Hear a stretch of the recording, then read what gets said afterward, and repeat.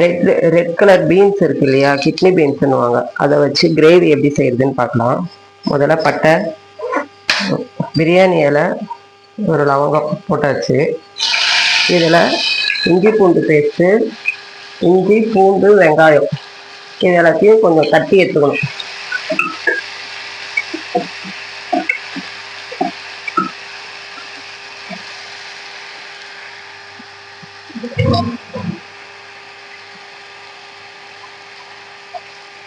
கொஞ்சம் குறகுறப்பா அரைச்சி எடுத்துக்கோங்க.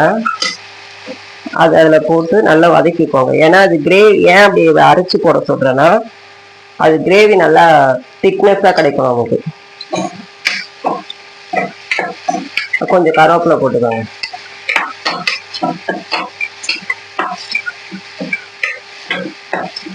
சீக்கிரமாகவும் வதங்கிடும். கிரேவி நமக்கு முதல் நல்லா குழப்பாக கிடைக்கும். அதுக்கு தான் அரைச்சி போடுறது.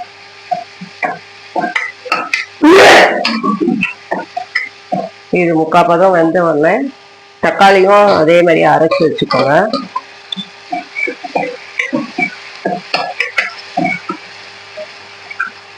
இதுக்கு முன்னாடி நம்ம என்ன பண்ணோம்னா, அந்த ரெட் பீன்ஸ், கிட்னி பீன்ஸ் என்ன பண்ணணும், நல்லா ஓவர் நைட் ஊற வச்சுட்டு அதை நல்லா காலையில எடுத்து வேக வச்சுக்கணும். லைட்டா உப்பு போட்டு, அந்த கிட்னி பீன்ஸ்ல கொஞ்சம் உப்பு ஏறணுன்றதுக்காக அதை வேக வச்சு எடுத்து வச்சுக்கணும். இந்த பாருங்க, ஒரு 3 விசில் வச்சு எடுத்து வச்சுக்கோங்க. இந்த மாதிரி வேக வச்சு எடுத்து வச்சுக்கணும். இது சாப்பிட்றதுனால என்ன நமக்கு பெனிஃபிட்னா, நமக்கு கொஞ்சம் ப்ரோட்டீன் கிடைக்கும். இப்போ நான் வெஜிடேரியன் சாப்பிட்றவங்களுக்கு இதனால கொஞ்சம் ப்ரோட்டீன் கிடைக்கும். சிக்கன் சாப்பிட்ற மாதிரி நமக்கு கொஞ்சம் ப்ரோட்டீன் கிடைக்கும். சிக்கன் அளவுக்கு இல்லைனாலும் ஓரளவுக்கு நமக்கு கிடைக்கும். ஹீமோக்ளோபினுக்கும் கொஞ்சம் நல்லது தான் நமக்கு. இந்த மாதிரி இது நல்லா வெந்து வரும்போது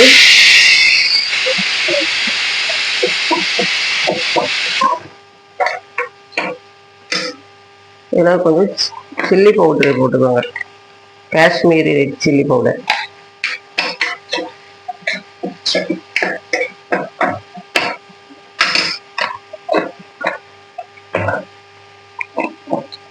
இங்கே வந்துருச்சா ரெட் சில்லி பவுடர் போட்டோன்னே இப்போ கொஞ்சம் தனியா பவுடர் போட்டுக்கணும். கொஞ்சம் பெருங்காயத்தூள் போட்டுக்கோங்க. பருப்பு எந்த பருப்பு செஞ்சாலும் கொஞ்சம் பெருங்காயத்தூள் போட்டுக்கிறது நல்லது கேஸ்ட்ரபுளுக்கு.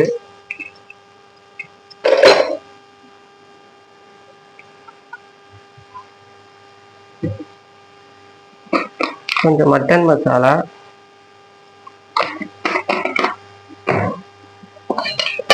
இது வீட்டில் அரைச்ச குழம்பு மிளகாத்தூள்.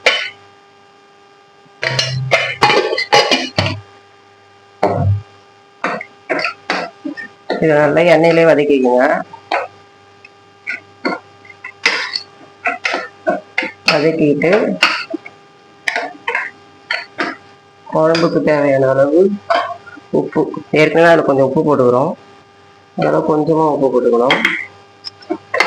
இப்போ நம்ம வேக வச்ச அந்த தண்ணி இருக்கு இல்லையா, அதுலேயே வச்சு நல்லா வதக்கிக்கோங்க.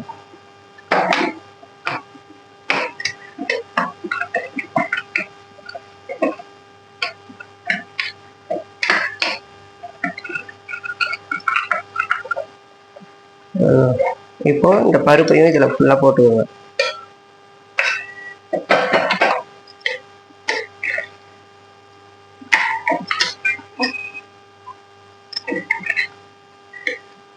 இதெல்லாம் வதக்கிக்கிட்டோமா, இப்போ என்ன பண்ணணும், தேங்காய், இதில் தேங்காய், கசகசா, சோம்பு இதெல்லாம் போட்டு அரைச்சி எடுத்து வச்சிருக்கிறேன். இந்த பேஸ்ட்டை இதில் ஊற்றிக்கோங்க. தேங்காய், சோம்பு, கசகசா இதை அரைச்சி ஊற்றி ஒரு 2 விசில் வச்சு இறக்கிட்டோம்னா நமக்கு ரெட் பீன்ஸ் கிரேவி ரெடி ஆகிடும்.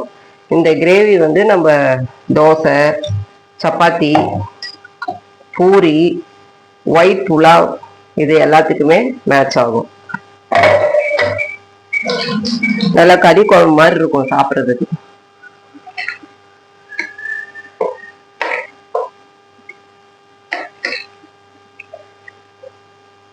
அவ்வளோதான். உப்பு காரம் பார்த்துட்டு டேஸ்ட்டு பார்த்துட்டு மூடி ஒரு 3 விசில் வச்சுருங்க. 3 விசிலோ 2 விசிலோ போதும். வச்சு எடுத்துட்டீங்கன்னா கிரேவி ரெடி ஆகிடும். நான் 3 விசில் வச்சு ஆஃப் பண்ணிட்டு காமிக்கிறேன். ஹாய் ஃப்ரெண்ட்ஸ், இப்போ நம்ம வந்து வச்ச கிரேவி 3 விசில் வச்சு ரெஸ்ட்டுக்கு விட்டு ஓப்பன் பண்ணலாம். பாருங்கள் எப்படி வந்திருக்கு பாருங்கள்.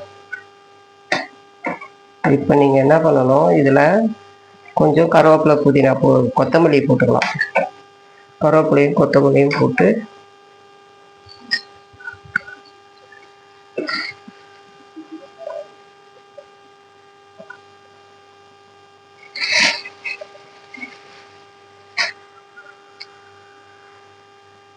சர்வ் பண்ணலாம். இது தோசைக்கு, ஒயிட் புலாவுக்கு இந்த மாதிரி திக்காக இருக்கும். சப்பாத்திக்கு, பூரிக்கு இதெல்லாம் வச்சு சாப்பிடலாம், நல்லாயிருக்கும். ஒயிட் ரைஸ் கூட நல்லாயிருக்கும். இப்போ நான் வந்து ஒயிட் புலாவுக்கு தான் இது செஞ்சுருக்கேன். வாங்க ஒயிட் புலாவ் எப்படி இருக்குன்னு பார்க்கலாம்.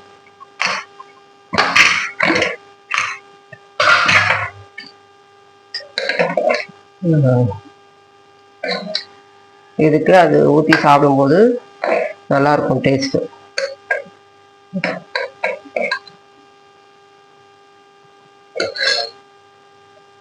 இந்த கிரேவி செய்முறை செஞ்சு நீங்கள் வீட்டில் செஞ்சு பார்த்துட்டு எப்படி இருந்தது எனக்கு கமெண்ட் பண்ணுங்கள்.